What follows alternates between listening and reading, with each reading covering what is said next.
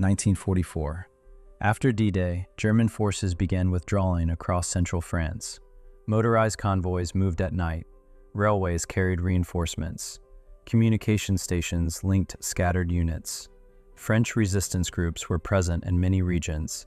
They had men, they had weapons, but they lacked unified command and unit-level fire structure. Operational groups were inserted to address that exact gap.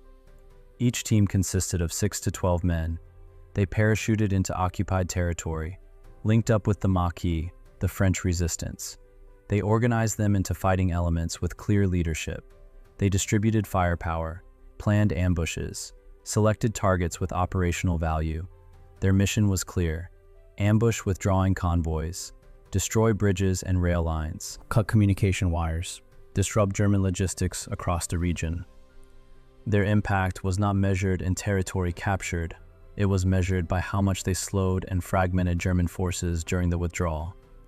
When they touched down in France in 1944, their ability to organize, to fight, and to sabotage depended entirely on what they carried with them.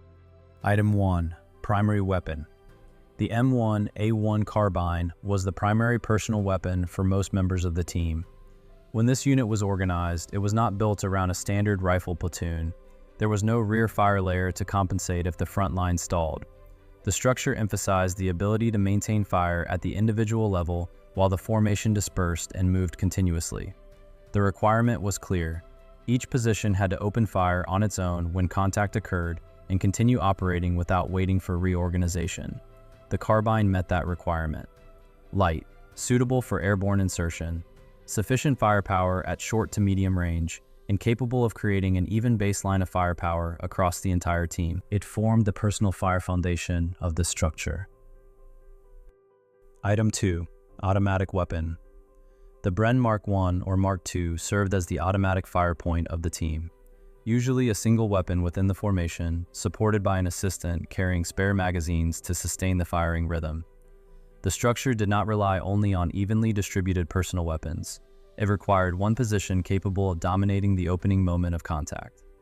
Ambush demanded a point that could hold the target the instant firing began. Short engagements required enough volume of fire to control the contact point. The Bren established the base of fire for the team. Other positions moved and operated around this point. It dominated the opening seconds of the fight and kept the formation stable once contact began. Item 3. Secondary weapon. The M1A1 Thompson appeared in several designated positions within the team. It did not replace the carbine as the baseline personal weapon, and it did not assume the controlling role of the Bren.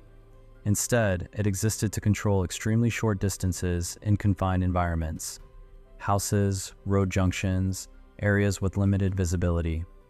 At close range, volume of fire within the first seconds of contact often decided the outcome.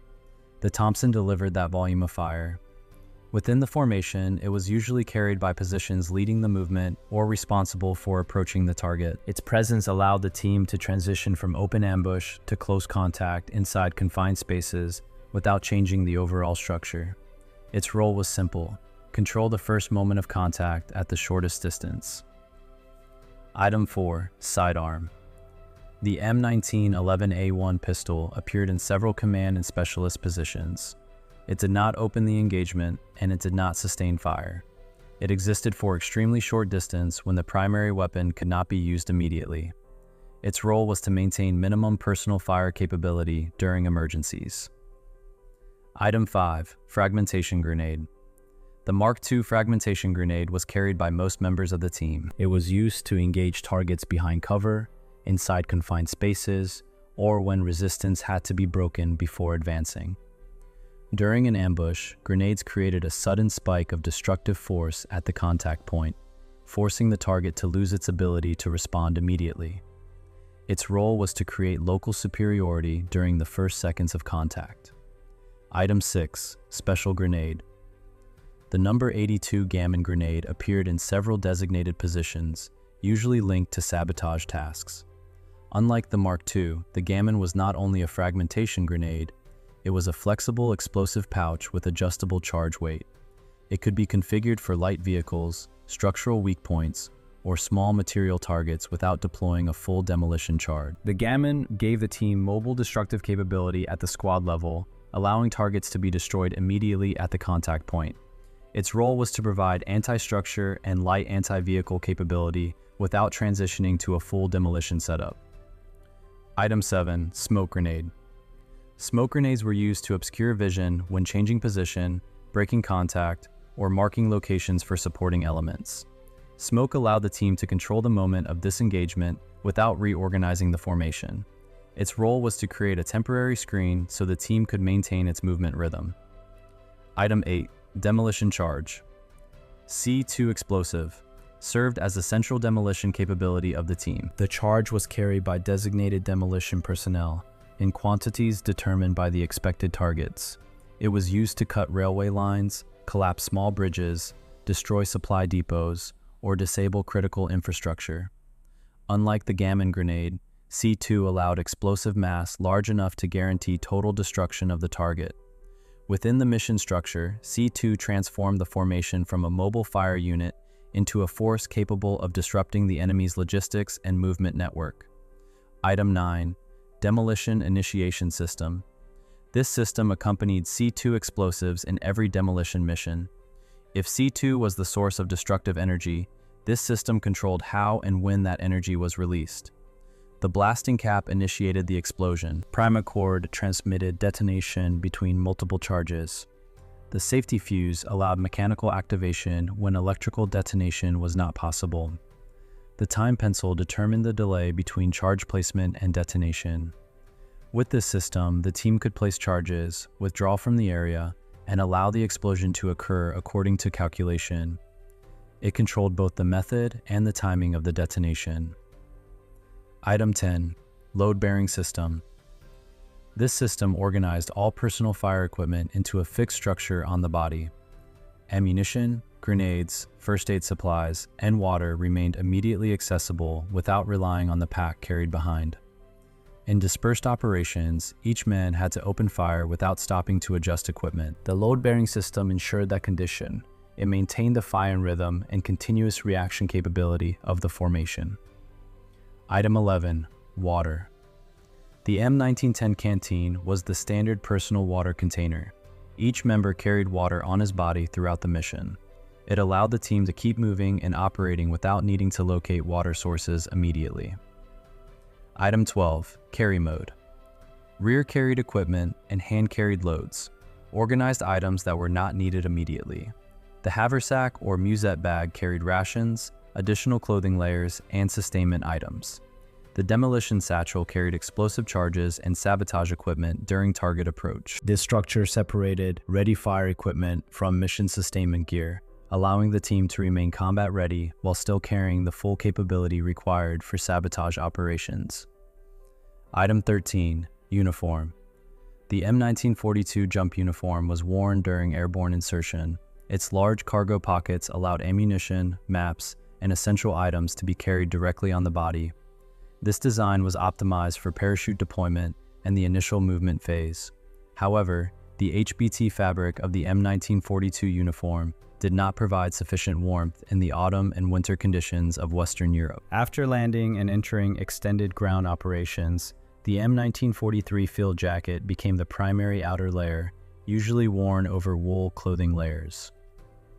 Item 14. Environmental protection.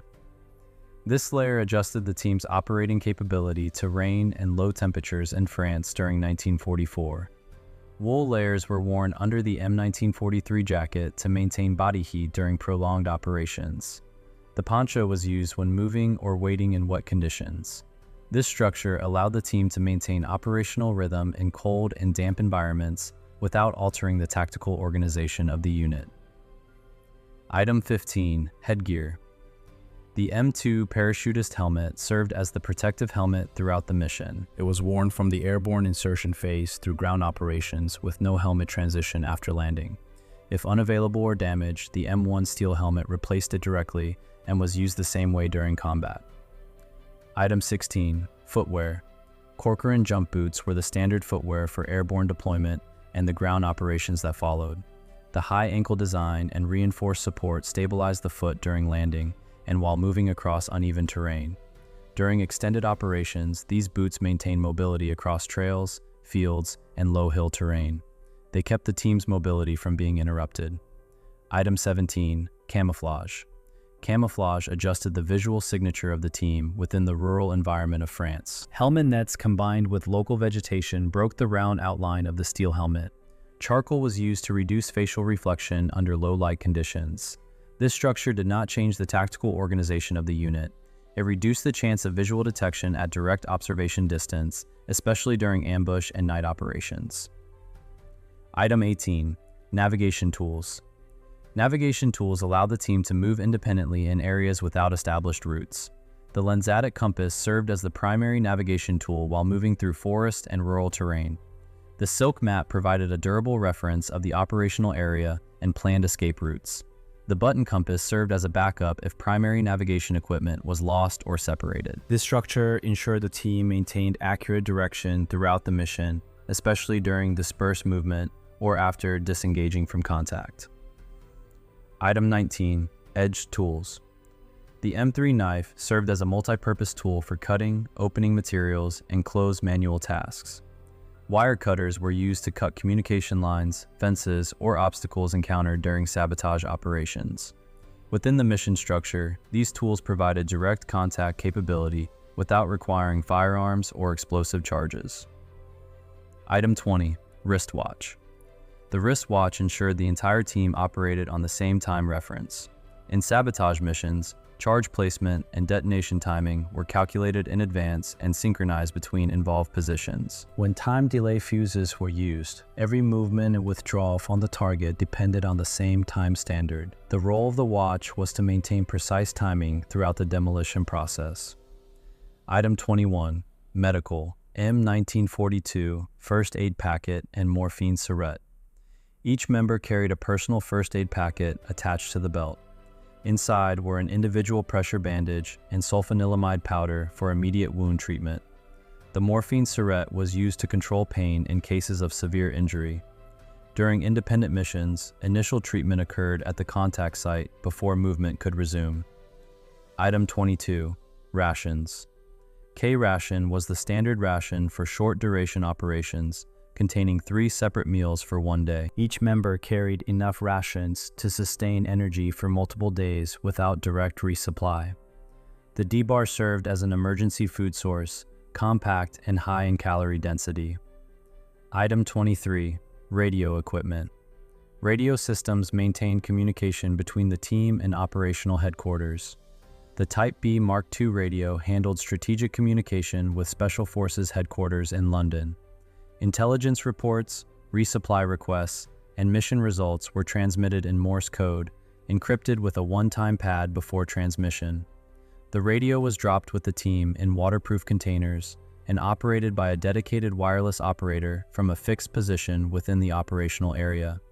Its range allowed direct communication from France to London. The SCR-536 radio handled short-range communication between team elements when the formation separated to conduct simultaneous tasks. This two-layer structure kept the team connected to operational command while coordinating local activity in real time. Item 24. Signal equipment. Signal equipment supported and protected communication throughout the mission. One-time pads and silk code sheets encrypted radio transmissions, preventing intelligence compromise if messages were intercepted. The signal mirror provided visual communication during extraction or link-up situations when radio was unavailable. M15 and M16 signal flares were used to mark positions, especially during supply drops or coordination with supporting aircraft. These tools ensured communication could still be confirmed through alternate methods when necessary. Item 25. Entrenching tool. The entrenching tool provided individual digging capability. During sabotage missions, it was used to bury charges beneath railway tracks, conceal explosives, or create temporary cover when holding a position.